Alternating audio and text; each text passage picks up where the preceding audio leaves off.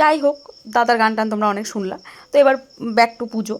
তো সেখানে হচ্ছে এই যে সমস্ত কিছু যা যোগাযন্ত্র করা হয়েছিল, ভোগের প্রসাদ টসাদ সব কিছু এখানে দেওয়া হয়ে গেছে। আর দাদু পুজো করতে বসে পড়েছিল।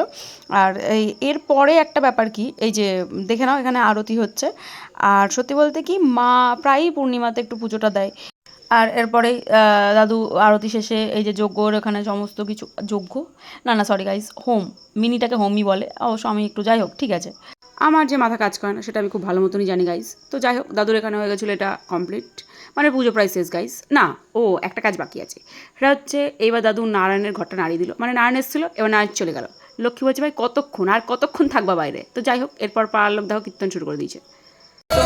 পাড়া জেঠুরা জেঠিমারা কাকিমারা মন্দিরে যারা কীর্তন করে মা সবাইকে বলেছিল, তো সবাই এসে সেদিন কীর্তন করে যায়।